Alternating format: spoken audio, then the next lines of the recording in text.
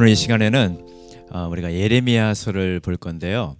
저도 예레미야서를 오랫동안 읽고 가르치고 하지만 참 처음에 읽기가 결코 쉽지 않은 본문입니다. 그럼에도 불구하고 우리가 예레미야서를 통하여서 귀한 하나님의 그 말씀과 그의 마음들을 읽어 내려갈 수가 있을 것 같아요. 먼저 제가 이 예레미야서 강의를 시작하기 전에 예레미야를 어떻게 읽을 것인가 라고 하는 것들을 가지고 먼저 말씀하길 원하는데요. 예레미야는 아무리 봐도 하나님의 마음을 읽어야 이해할 수 있는 책이에요. 하나님의 마음과 마음으로 연결되어야 비로소 예레미야가 이해될 수 있다라고 하는 생각을 하게 됩니다. 하나님의 아버지의 마음, 자녀를 향한 아버지의 마음을 이해해야 읽을 수 있는 책입니다. 자, 그러면은 한번 보겠습니다. 우리 예레미야서의 중요성과 더불어서 이제 하나씩 예레미야를 짚어 나갈 것입니다. 여러분, 예레미야서를 보시면요, 예레미야는 52장까지 있습니다. 이사야는 66장까지 있고요. 에스겔서는 48장입니다. 그런데 이 분량적인 측면에서 봤을 때에 비록 52장이지만 분량 구절과 더불어서 크기가 제일 분량이 많은 책이 예레미야서입니다. 그만큼 할 말이 많은 책이죠. 예레미야서는 분량이 선지서 가운데에서 가장 길다라고 하는 책입니다. 그 다음에 예레미야서는 그 예루살렘 성의 파괴 직전과 그 다음에 직후에 관한 메시지입니다.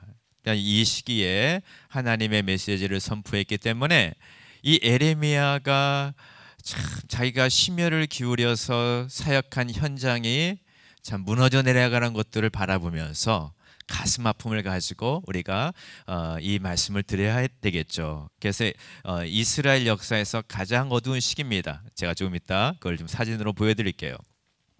이렇게 예레미야서는 그 이스라엘 역사, 유다 역사에서 가장 어두운 시기, 암흑의 시기에 배경으로 해서 썼지만 그 예레미야서 메시지 가운데에는 가장 주옥 같은 새 언약이 담겨져 있는 책이 또 예레미야서예요.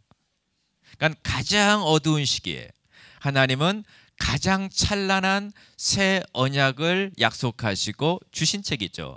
그래서 예레미야서 30장에서부터 33장까지가 뭐냐면은 하나님의 위로의 책, 새 언약에 관한 메시지가 이 안에서 나오게 되는 것입니다.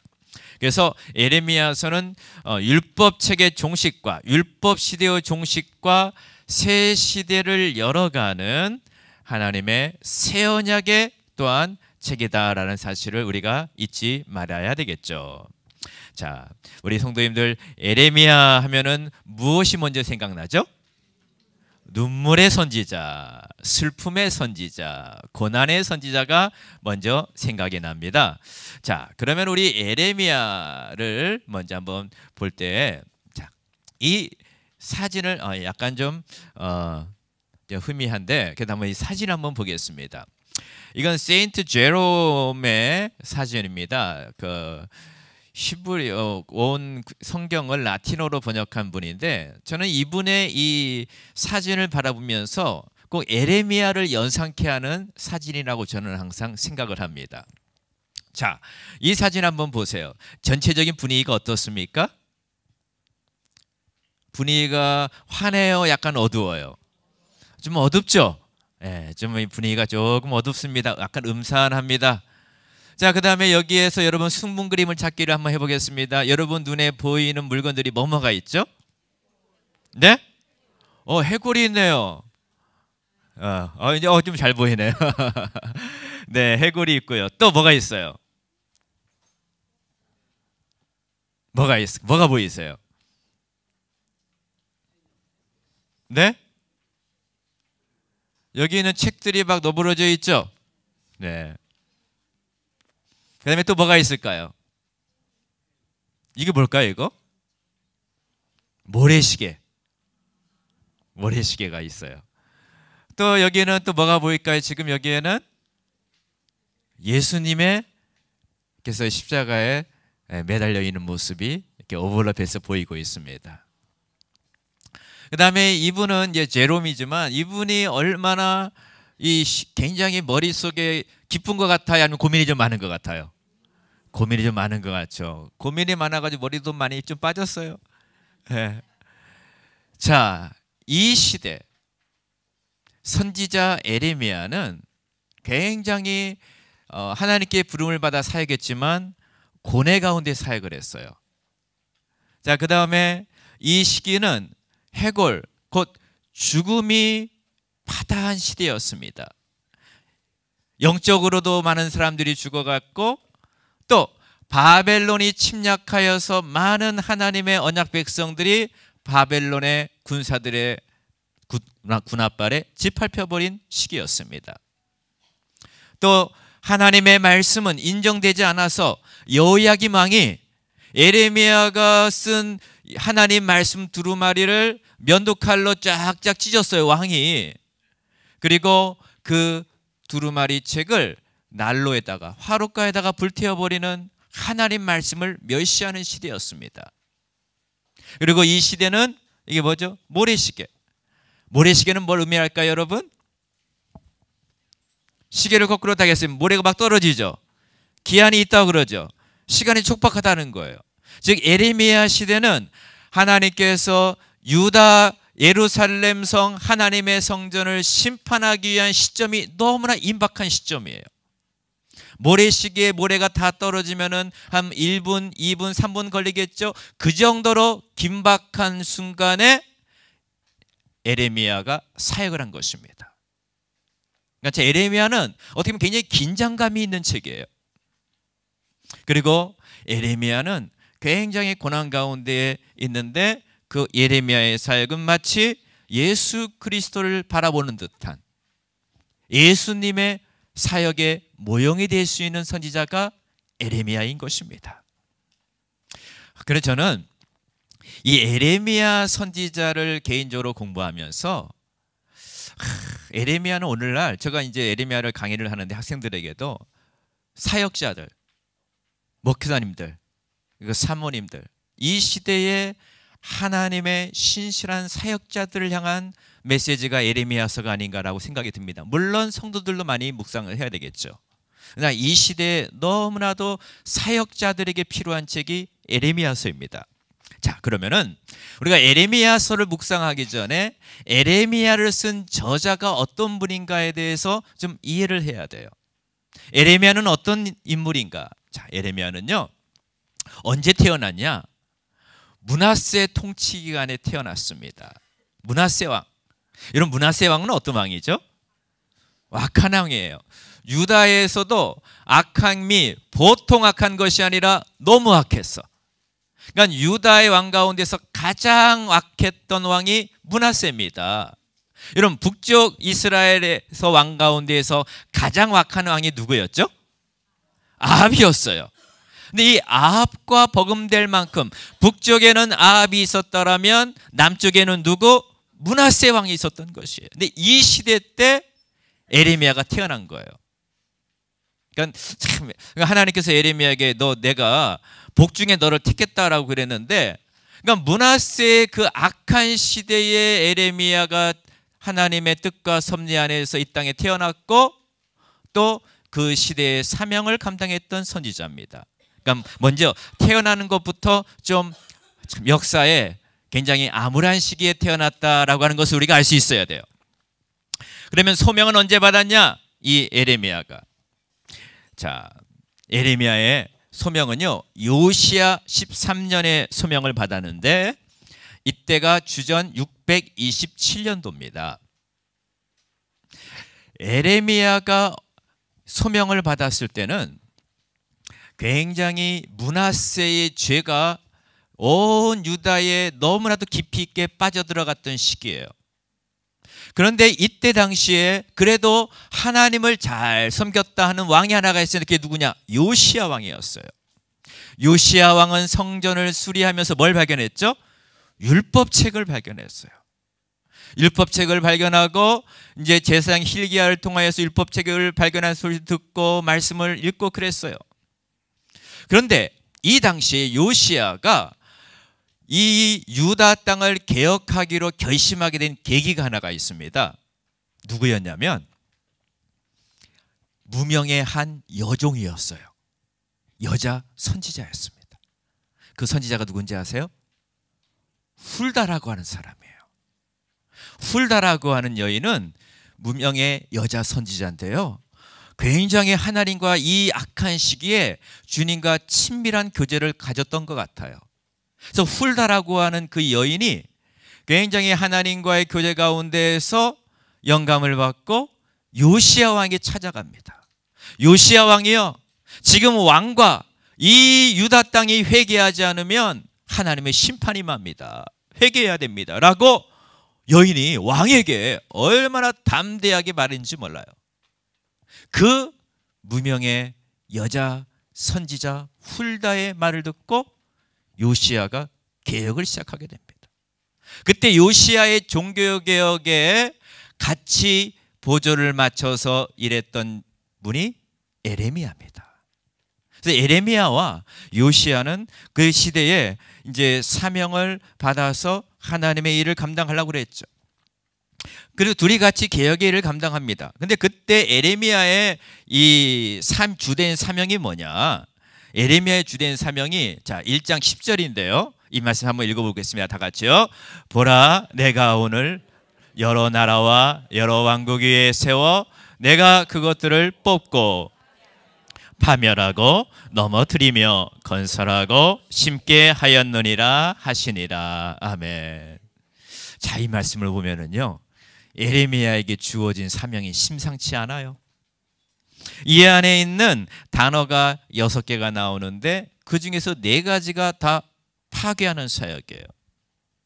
자, 뽑고 파괴하고 파멸하고 넘어뜨리고. 야, 이게 이런 사역을 하기 좋아하는 자가 누가 있겠어요? 근데 하나님은 에레미야에게 이 사명을 주신 거예요. 그리고 이 단어가 히브리어는 부정사인데 전체 에레미야에서 굉장히 반복적으로 나타납니다. 에레미야의 이 사역이 뽑고 파괴하고 파멸하고 넘어뜨리는 메시지를 그 시대 사람들에게 선포해야 했던 에레미야 선지자. 그렇다고 해서 모든 것이 다 파멸이 아니라 그 중에서 2가지 단어는 긍정적인 단어예요. 뭐가 있냐면은 건설하고 심게 하셨느니라. 또 건설하고 세우는 하나님. 그러니까 이걸 봤을 때 우리 하나님은 무너뜨리기도 하시고 세우기도 하시고 그런 하나님이세요. 이런 메시지를 에레미야를 통하여서 선포하게 하시는 겁니다. 그럼 에레미야의 이 말씀 사명이 결코 그 시대에 쉽지 않은 사명이었어요. 이 마음의 부담감을 가지고 그 시대를 향하여 나아가야 됐습니다. 그리고 에레미야는 그의 가문을 한번 보도록 하겠습니다. 에레미야가 어떤 가문일까요? 제사장 가문이에요. 제사장. 그의 고향은 어딜까요? 아나돗입니다. 아나돗. 이 아나돗 출신이에요. 그래서 이 에레미야에서 보면은 11장 21절에 보면은 자, 이렇게 말합니다. 그 당시에 이 아나돗이 고향인데 자기 고향 사람들이 그렇게 에레미야를 못되게 굴었어요. 그 에레미야도 제사장 출신이거든요. 아나돗에는 제사장들이 많이 살았어요. 이 근원을 추적해 가보면 이 에레미야의 아나돗은 그 대제사장 아비아달, 다윗 시대에, 그다음 다윗이 이게 죽어 유방할 때 솔로몬을 왕을 세울 때 다윗을 돕지 않았던 그 한 주류의 제사장 그룹이 있었는데 아비아달 계열의 제사장이었는데 그들이 모여서 살았던 곳이 이곳이었어요. 아나돗이었어요. 근데 여기에서 이제 많은 고향 사람들이 그렇게 에레미야를 힘들게 해요. 뭐라고 했냐? 우리 한번 찾아 읽어보겠습니다. 시작. 여호와께서 아나돗 사람들에게 대하여 이와 같이 말씀하시되 그들이 내 생명을 찾아 이르기를 너는 여호와의 이름으로 애언하지 말라 두렵건대 우리 손에 죽을까 하노라 하더라. 아유, 아멘. 고향 사람들이 에레미야에게 하는 말이 다 같이 제사장 그룹이거든요. 너 이 말 하지 마. 너 우리 손에 죽는다. 이 말을 하는 거예요. 얼마나 예레미야의 마음이 가슴에 부담이 컸을까요? 자, 그러니까 하나님의 아나돗 사람에게 재앙을 내리리라. 아나돗 사람 예레미야를 책망하지 않느냐. 계속 아나돗이 나옵니다. 그러니까 이걸 제가 왜 말씀하냐면은 예레미야는 이 아나돗 사람들, 고향 사람들에게 환영받지 못한 선지자였다라는 것입니다. 이걸 통하여 알 수 있는 것은 여러분, 예레미야가 요시야 왕 때 부름을 받았어요.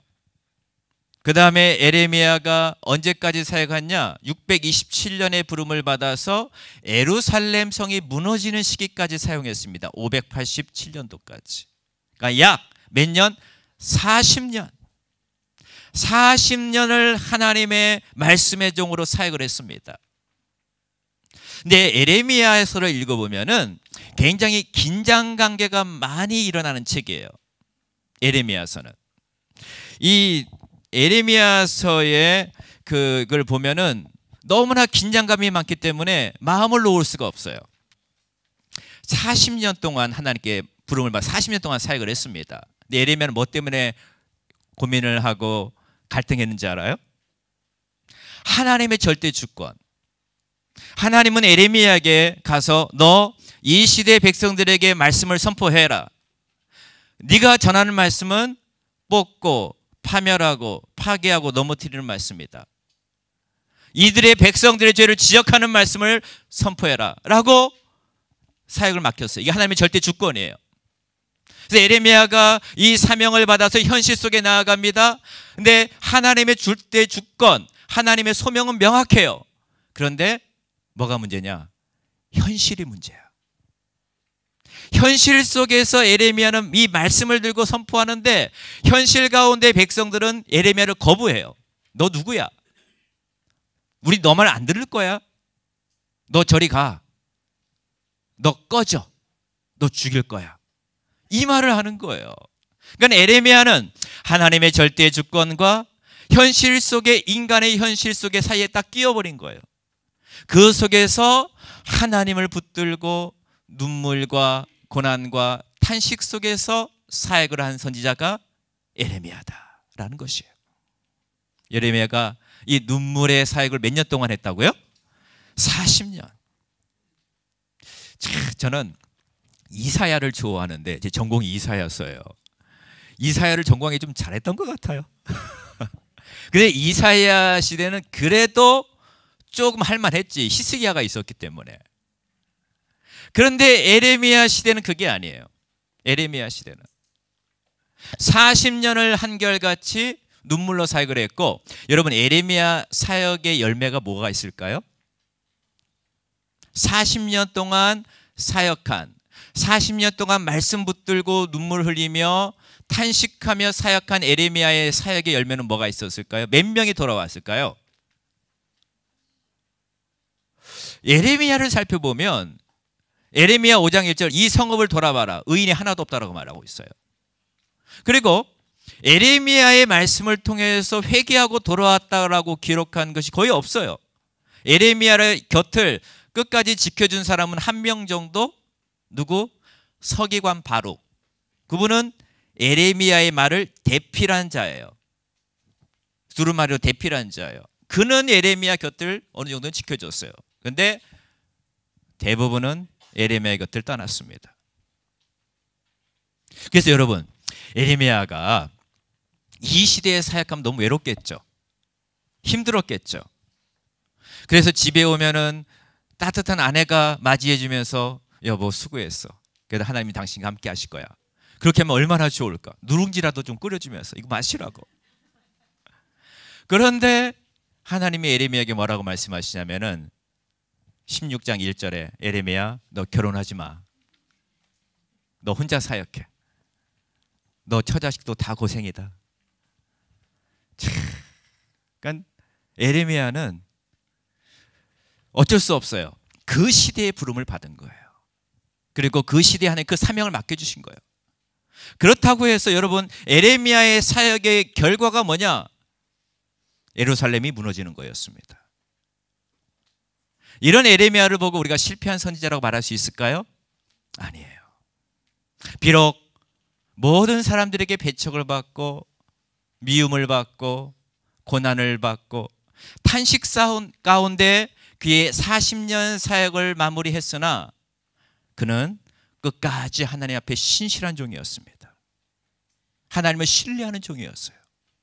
이게 이 에레미야 선지자의 이러한 신실한 사역의 모습이 도전이 되고, 오늘날 우리들도 하나님의 사역자들과 말씀의 종들을 볼 때에 너무나 겉으로 보는 것만으로 그를 평가하면 안 돼요. 늘 하나님은 그 종이 하나님 앞에 끝까지 신실했냐, 끝까지 충성했냐, 이걸 바라보시는 거예요. 참 에레미야는 어쩔 수 없어요. 그 시대의 부름을 받았기 때문에. 자, 우리 에레미야 시대를 우리가 좀 더 들어다 보도록 하겠습니다. 에레미야 시대의 역사적 배경을 한번 볼까요? 이 시대가 어떤 역사였는가? 먼저 우리가 선지서의 역사적 배경을 아시려면은 어디를 읽으면 좋냐면은 역사서를 읽는 게 좋습니다. 그 에레미야 시대를 볼 수 있는 역사서는 열왕기하 21장과 25장 어간을 꼭 읽어보시는 게 좋아요. 이 시기가 남쪽 유다의 마지막 시기였거든요. 무너지기 직전의 시기였거든요. 그래서 우리 많은 분들이 에레미야서를 묵상하시기 전에 배경에 대한 이해를 위하여 역사서를 꼭 읽어보시고 그 가운데 열왕기하 21장에서 25장을 읽어보시면 좋을 거고요. 그 다음에 역대하 33장에서 36장을 기본적으로 묵상하시기 전에 꼭 한번 읽어보시길 바랍니다. 그럼 이 시기를 제가 한번 이렇게 이 시기는 어떤 시기냐? 역사의 격동기입니다. 격동기를 표현해 줄 수 있는 게 뭐냐면은 벌써 이 시대를 보면은 왕들이 5명이나 바뀌어요. 에레미야 사역한 시기에. 자, 보세요. 627년에 소명을 받았습니다. 요시야 왕 때. 근데 요시야 왕이 큰 일을 겪습니다. 무슨 일을 겪냐면은 요시야 왕이 무기또 전투에서 사망을 합니다. 이때 에레미야의 상실감이 얼마나 컸을까요? 므낫세를 보다가 므낫세 같이 그렇게 악한 왕이 있었는데 그래도 요시야 왕은 성전에서 하나님 율법책을 발견하고 개혁을 하려고 그래도 하나님 앞에 그 어두운 시기에 좀 마음이 향했어요. 근데 요시야가 무기또 전투에서 그 애굽 왕이 애굽 왕 누고가 이제 아수르를 도와주려고 쭉 올라가는 그 어간에 거기 요시야가 괜히 거기에 들어가 가지고 전사를 하게 됩니다. 그래서 이 시대에 너무나 슬픈 사건은 무기또의 죽음이에요. 무기또에서 요시야 왕의 죽음이에요. 이게 609년도입니다. 그래서 우리가 기본적으로 유다의 마지막 시기를 이해하기 위해서 중요한 연대가 하나가 있는데 609년도예요. 이때는 무슨 전투? 무기또 전투. 누가 죽었다? 요시야 왕이 죽었다. 이건 기본적으로 좀 알아놓으셔야 할 필요가 있습니다. 그러니까 예레미야의 동역했던 왕이 죽은 전투예요. 그러니까 참 상실감, 선지자의 상실감이 아마 이때 있었을 거예요. 자, 그 다음에 이 요시야의 아들 여호아스가 왕이 됐는데 한 3개월 통치하고 애굽 왕이 그냥 딱 폐시켜버렸어요. 그 다음에 이 시기에 알아야 될 중요한 연도가 하나가 있는데 605년도입니다. 605년도에는 고대 근동의 판도를 바꾸는 중요한 전투가 하나가 있었어요. 그 전투가 뭐냐면 갈그미스 전투예요. 갈그미스 전투. 갈그미스 전투는요, 이 아수르가 그래도 그 당시에 엄청난 그 영향력을 떨치고 세계를 제패했는데 아수르의 힘이 급격하게 약해집니다. 그래서 아수르를 도와서 이제 좀 지켜보려고 애굽이 지원군을 보냈는데 이 갈그미스라고 하는 전투에서 누구랑 싸웠냐면은 바벨론의 느부갓네살 왕이 온 거예요. 그래서 고대 근동의 거대한 세력에 한판을 붙은 겁니다. 이때에 역사의 판도가 어떻게 바뀌었냐? 하나님께서 바벨론의 느부갓네살 왕의 손을 들어준 거예요. 그래서 느부갓네살 왕이 아수르를 멸망시킵니다. 애굽도 패해버립니다. 이 605년도 갈그미스 전투를 통하여서 고대 근동의 거대한 역사가 아수르 시대는 저물고 바벨론 시대가 도래하게 되는 것이에요. 이때. 그래서 에레미야의 메시지를 보면은 왜 하나님께서 바벨론을 승리케 했을까요? 왜 하나님께서 유프라테스 강과 티그리스 강 유역에 있는 그 메소포타미아에 있는 바벨론이라고 하는 제국의 왕 느부갓네살을 불러가지고 이쪽까지 데려왔을까요? 팔레스타인까지. 그 이유는 하나예요. 자기 백성 유다 백성 때문에 그래요. 그들이 하나님을 떠나고 하나님을 신뢰하지 않고 언약을 어겼기 때문에 하나님이 바벨론을 불러오신 거예요. 바벨론을 불러오신 거예요. 그래서 이때에 이제 바벨론이 승기를 잡고 여호야긴 왕이 여호야김도 그렇고 다 포로로 끌려가게 됩니다. 역사가 막 기울어지는 시기예요. 유다 땅에. 그래서 결국 586년도에 시드기야 시대 때 예루살렘 성이 무너지게 됩니다. 바벨론의 느부갓네살 왕이 딱 와가지고 그 시드기야의 보는 앞에서 아들을 다 죽여버려요. 그리고 그의 눈을 또 빼버려요. 눈 뽑힌 상태에서 이제 시드기야가 도망가다가 잡히거든요. 그날 밤에. 그래서 완전히 시드기야는 눈 뽑히고 자녀 다 죽고 처절한 이 유다 역사의 마지막 왕을 장식을 하고 예루살렘 성은 파괴가 되는 것입니다. 그러니까 이 시기에 사역한 선지자가 누구다? 에레미야다라는 것이에요.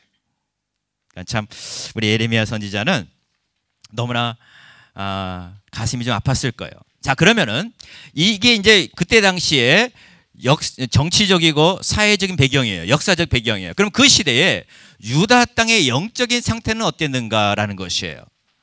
모든 하나님의 역사의 주관자이신 하나님은 자신의 백성들을 바라보고 역사를 움직이시는데 이 시대에 어떠한 영적인 형태가 있었는가 한번 보시면은요, 가장 가슴 아픈 일들이 당시 지도자들의 타락이에요. 그래서 에레미야는 제가 면밀히 연구하면 대부분의 메시지가 그 시대의 지도자를 향한 메시지가 너무나 많습니다. 제사장들, 선지자들, 왕들이에요. 제사장, 선지자, 왕입니다. 당시에 하나님의 백성들을 말씀과 하나님의 은혜 안으로 이끌어가야 될 수많은 제사장들이 하나님을 찾지 않았어요. 자, 이 말씀 한번 읽어보겠습니다. 2장 8절입니다. 제사장들은 여호와 어디 계시냐 말하지 아니하였으며 율법을 다루는 자들은 나를 알지 못하며 관리들도 나에게 반역하며 선지자들은 바알의 이름으로 애언하고 무익한 것들을 따랐느니라. 아멘. 제사장들이 여호와가 어디 계시냐 찾지를 않아요. 하나님을 안 찾아요. 이거 얼마나 가슴 아픈 일이에요, 지도자가. 그리고 하나님의 말씀을 다루는 자들이 말씀을 사랑하고 말씀을 연구하고 하나님의 말씀에 잠겨야 되는데 말씀에 관심이 없어. 말씀에 관심이 없어. 그리고 당시의 선지자들은 바알의 이름으로 예언한대요. 바알은 풍요와 다산의 신이잖아요. 풍요에 빠져버렸어요. 물질에 빠져버렸어요. 물질과 풍요에. 이게 당시의 지도자들의 모습이었어요. 나중에 왕들도 마찬가지예요. 왕들도 하나님께서 유다의 왕들을 그 자리에 앉힌 이유는 뭐냐? 너희들 이 백성에게 정의와 공의를 행하라. 미시파트와 체데까를 정의와 공의를 행하면서 내 백성들을 잘 목양해라. 목자로 세워주신 거예요. 근데 왕들은 그것도 다 저버려요. 그러니까는 이 시대가 어두워지게 된 가장 근본적인 원인은 시대의 영적인 지도자들에게 있었던 것이에요. 저는 선지서를 전공하고 연구하면서 너무 두려워요. 그 시대의 지도자들이 깨어있지 않으면 그 시대는 무너지게 돼 있어요. 그 시대는 무너집니다. 그러니까 그 시대에 영적인 지도자들의 문제가 있었고요. 자, 그 다음에 하나님의 영광을 무익한 것으로 바꾸는 일들이 너무나 많이 일어났습니다. 자, 그 다음에 백성들은요, 죄를 범하지 않았다라고 생각해요. 굉장히 뻔뻔했어요. 이게 뭐가 죄인데 이 정도면 어떤데? 그러니까는 하나님의 율법의 기준이 너무나도 무너져 버린 것이에요.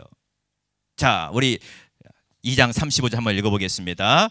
그러나 너는 말하기를 나는 무죄하니 그의 진노가 참으로 내게서 떠났다 하거니와 보라 내 말이 나는 죄를 범하지 아니하였다 하였으므로 내가 너를 심판하리라. 아멘.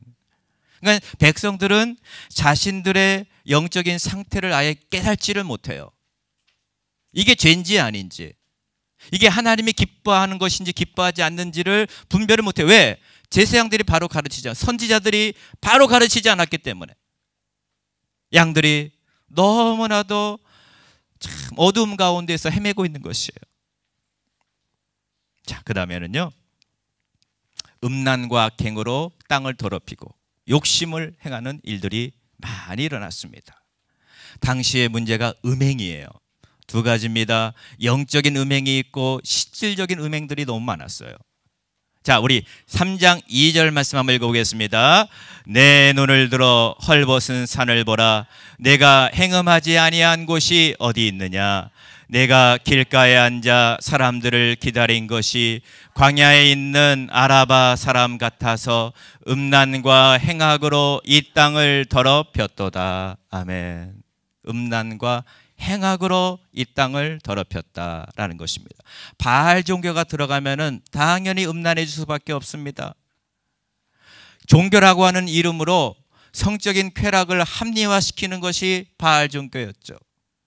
풍요와 다산의 이름으로 모든 인간의 방종을 합리화시키는 것이 바알 종교였습니다. 그래서 그렇게 하나님께서는 이스라엘 백성들에게 너희 가나안 땅에 들어가면 바알 조심해라.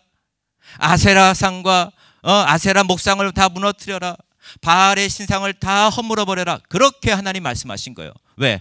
인간의 가장 연약한 것 두 가지, 물질과 인간의 정욕 두 가지를 딱 잡고 부러지는 것이 바알 종교거든요. 이게 이 시대에 너무나도 많이 퍼졌어요. 그러니까 여기에서 자유로울 수 있는 자가 누굴까라고 했을 때 참 하나님 보시기에 가슴이 아팠어요. 3장 5절입니다. 다 같이 한번 읽어보겠습니다. 시작. 노여움을 한없이 계속하시겠으며 끝까지 품으시겠나이까 하지 아니하겠느냐. 보라 내가 이같이 말하여도 악을 행하며 내 욕심을 이루었느니라 하시니라. 아멘. 사람들이 이렇게 하나님을 떠난 이유는 욕심에 사로잡혔어요. 욕심. 인간의 욕심은 한두 끝도 없잖아요. 이 인간의 욕심이 눈을 어둡게 하는 거예요.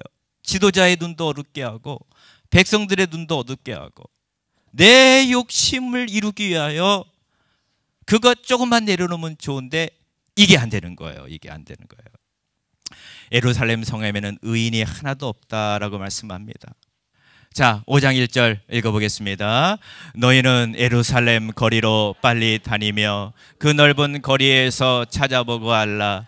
너희가 만일 정의를 행하며 진리를 구하는 자를 한 사람이라도 찾으면 내가 이 성읍을 용서하리라. 아멘. 몇 명 찾으면요?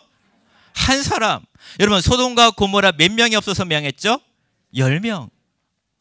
근데 소돔과 고모라도 10명의 기준을 마련해 주셨어. 근데 하나님의 도성 예루살렘에는 한 사람도 없다는 것이에요. 물론 어느 정도 과장법이 들어갈 수도 있겠지만 이게 실상인 것 같아요. 한 사람도 없다. 한 사람도 없다. 한 사람이라도 찾으면 내가 이 성을 용서해 줄게. 이게 하나님의 마음이에요. 하나님의 마음. 참. 왜 그러냐? 선지자들의 마음속에 말씀이 없어. 바람이야. 후 불면 다 날아가. 말씀을 신뢰하지 않아. 말씀과 욕심을 같이 앞에 두면은 욕심이 더 커버리는 거예요. 공평한 판결이 없고 탐욕과 거짓말이 많았다. 그러니까 법정에서 가난한 자,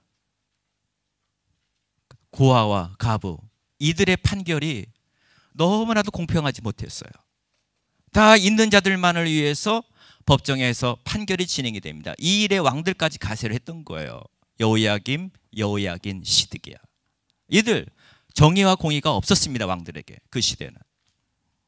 자, 6장 13절에 보면은 작은 자로부터 큰 자까지 다 탐욕에 빠졌다라고, 선지자부터 제사장까지 다 거짓을 행한다라고 주님이 탄식하고 계십니다. 어떻게 보면 예레미야는 이 당시에 그냥 백성들에게만 말씀을 선포하면 큰 어려움은 없어요. 근데 이 옆에 있는 동역자들 때문에 힘들어하는 거예요.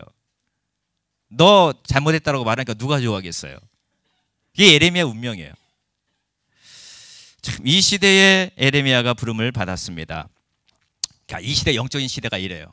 이렇게 된 상황 속에서 좀 더 이 사회의 모습을 바라보면은 당시에 이 유다 안에 오피니언, 의견들이, 여론이 갈라졌어요. 어떻게 갈라졌냐면은 친바벨론. 봐라, 바벨론이 떠오르고 있지 않냐, 바벨론에 붙어야 된다. 또 다른 그룹은 친애굽. 그럼에도 불구하고 우리는 애굽을 의지해야 된다. 애굽 강력하지 않냐, 애굽의 말과 병거를 의지하는 그룹이 있었어요. 또 한 그룹은 국수주의. 뭔 소리, 우리끼리 헤쳐나가자. 이렇게 세 가지 그룹으로 당시 유다 사회가 나눠졌고, 그 안에서도 강경파와 온건파가 또 있어요. 그러니까 이 시대는 마치 사사기 시대에 각자 백성들이 자기 소견에 옳은 대로 행했던 것처럼 기준도 없고 너무나도 각자의 말만 많고 어두운 복잡한 시기였습니다. 자, 예레미야를 전체로 보면은, 예레미야를 보면은 구조를 잡기가 쉽지가 않아요. 이사야는 구조가 너무 잘 나와요. 근데 예레미야는 그게 좀 약간 힘들어. 왜 그러냐면은요, 그러니까 어떤 학자가 이런 말을 해요. 닥터 벤게메런 교수님 같은 경우에는 예레미야가 그 시대를 사역하면서 예레미야처럼 성경 안에서 한 선지자의 감정의 파고가 많은 선지자는 없다라고 말씀해요. 굉장히 많은 감정의 높고 낮음이 예레미야에서 안에서 너무나 많이 나타나는 것이에요. 그러니까 어떤 논리적인, 그러니까 예레미야서를 우리가 접근할 때에 이걸 아셔야 돼요. 논리적인 접근보다는 논리적인 접근보다는 파토스적인, 그의 감성적인 접근을 좀 할 필요가 있어요. 하나님의 마음, 선지자의 마음, 이거를 읽어 내려가면서 예레미야를 접근해야 이 말씀 안에서 은혜를 얻을 수가 있을 것 같아요. 그러니까 이게 논리적으로 이거를 딱 구조 나누기는 쉽지는 않지만, 그럼에도 불구하고 제가 고민하면서 한번 큰 틀은 한번 마련해 봤어요. 예레미야의 구조는 학자들마다 다 달라요. 의견이 다 달라요.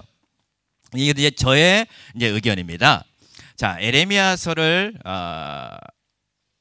보시면은, 자, 1장과 맨 마지막인데 1장은 서론이에요. 여기는 역사적 배경이 나오고 예레미야의 소명이 나타납니다. 하나님이 그를 부르신 일들이 나타나요. 자, 그 다음에 2장에서부터 20장까지는 유다의 그 영적인 심각한 상황을 계속 말하면서 선지자가 탄식하고 또 혼자 독백하면서 괴로워하는 장면들이 2장에서부터 20장까지가 나타나요. 그 다음에 21장에서부터 29장까지는 메시지의 초점이 누구냐, 당시의 왕과 선지자들을 향한 메시지로 초점이 쫙 가요.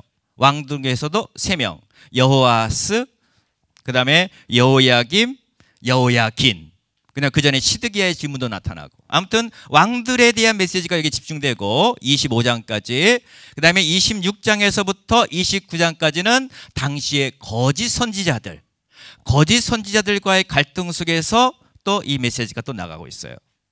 그러니까는 20장에서 29장까지는 당시 왕과 선지자들을 향한 메시지고, 그 다음에 2장에서부터 20장까지는 당시의 일반적인 유다의 영적 상황 속에서 예레미야가 괴로워하고 또 그를 핍박하는 자들과의 관계성 속에서 탄식하는 눈물들이 나오는 것이 2장에서부터 20장까지예요. 그러니까 전반적으로 이 부분을 우리 성도님들이 묵상할 때에 참 저도 집필할 때 힘들었어요. 계속 눈물이 나오고 심판이 나오기 때문에. 근데 어쩔 수 없어요. 그러나 그 가운데에서 우리가 붙잡아야 될 게 뭐냐, 그 시대의 눈물 속에서 우리는 뭘 봐야 되냐, 하나님의 눈물을 봐야 되고, 이 인간의 죄성을 위해서 이 땅에 오실 예수 그리스도를 바라볼 수 있어야 돼요. 이게 이 부분을 묵상하는 굉장히 중요한 포인트입니다. 그렇다고 해서 예레미야가 무조건 심판만 선언하는 것은 아니에요. 예레미야의 주옥 같은 회복의 메시지가 어디에 박혀 있냐? 마치 보석처럼. 어디에 박혀 있냐면은 30에서 33장에 딱 박혀 있어요. 이거는 모든 예레미야서가 다 심판이에요. 거의 다 심판과 그 다음에 저주와 그 다음에 탄식의 메시지인데 30에서 33장은 유일하게 회복의 메시지예요. 그래서 이 부분을 뭐라고 말하냐면은 The Book of Comfort라고 그래가지고 위로의 책이라고 말합니다.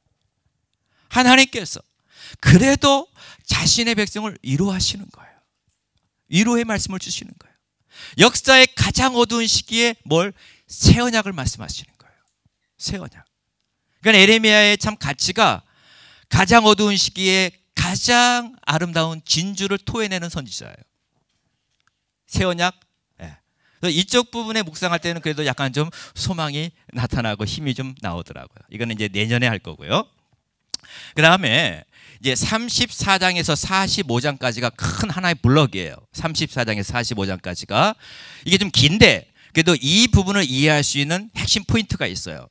이 큰 34장에서 45장까지는 중간에 딱 잘라지는데 그 장이 뭐냐? 39장이에요. 여기 나왔었지만은 39장을 중심으로 전과 후로 나뉘어집니다. 39장이 어떤 사건이냐? 예루살렘 성전의 파괴 사건이 거기에 나타나요. 바벨론의 느부갓네살이 와가지고 예루살렘을 아주 그냥 무차별하게 파괴하는 사건이 39장에 나타나는데 34장에서부터 38장까지가 그렇게 예루살렘 성이 파괴되기 직전의 모습을 소개해 준 거예요. 그 직전의 모습을 너무나도 정확하게 세밀하게 기술을 해요. 왜 이렇게 세밀하게 기술을 하는지 알아요?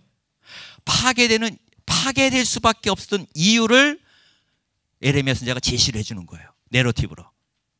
이 가운데 나타난 사건의 하나가 뭐냐? 여호야김이 하나님의 말씀을 찢어요.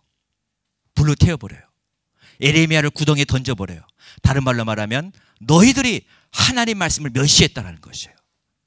그러니까 39장에 이 예루살렘 성이 멸망할 수밖에 없다는 것을 소개해 주는 거예요. 그러니까 제가 보기에는 의도적인 것 같아요. 그렇게 기술을 하는 거예요. 여기. 내년에 이제 좀 더 자세하게 살펴볼게요.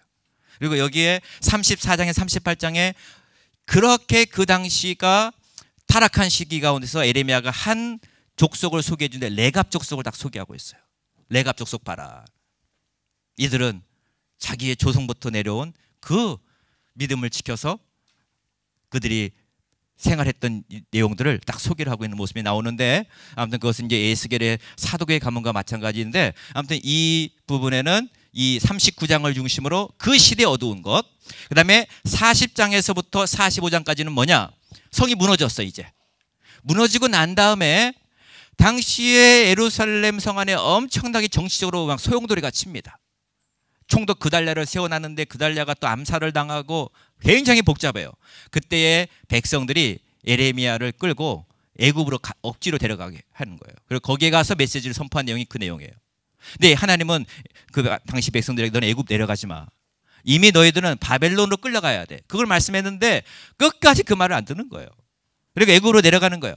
그래서 이 예레미야를 데리고까지 억지로 내려가는 장면이 40장에서부터 45장까지의 메시지예요. 그러니까 이 부분을 이해하기 위해서는 39장이 핵심이다라는 것입니다. 그 다음에 46장에서부터 51장까지 나오는데 이 부분은 열방을 향한 메시지예요. 열방을 향한 메시지. 그래서 하나님께서는 예루살렘 당신의 택한 백성만 다스리는 것이 아니라 열방도 다스린다는 것이에요. 그래서 맨 마지막 51장을 바벨론에 대한 심판으로 마무리를 하는 것이죠. 그래서 열방에 관한 메시지가 나오고 거기에 핵심은 열방이 하나님을 대적하고 교만했기 때문에 심판을 당할 수밖에 없다라고 하는 것을 소개를 하고 있는 것입니다. 자, 그 다음에 52장은 첨부예요. 첨부. 부록. 뭐가 첨부냐? 52장은 예루살렘 성전이 무너지는 것을 다시 한번 클로즈업 해가지고 뒤에다가 붙여놔버려요. 그래서 이 내용은 열왕기하 24장 18절에서 25장 30절의 내용을 딱 띄어가지고 딱 거기다 딱 붙여놓은 거예요. 다시금 예루살렘 성전의 파괴되는 모습을 제시를 하고 있는 것입니다.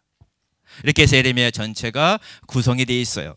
그래서 세세한 것은 굉장히 어렵지만 이렇게 큰 그림으로 보면 우리가 묵상할 때에 예레미야의 방향이 이렇게 흘러가는구나 라고 하는 것들을 우리가 기대를 하고 볼 수가 있을 거예요.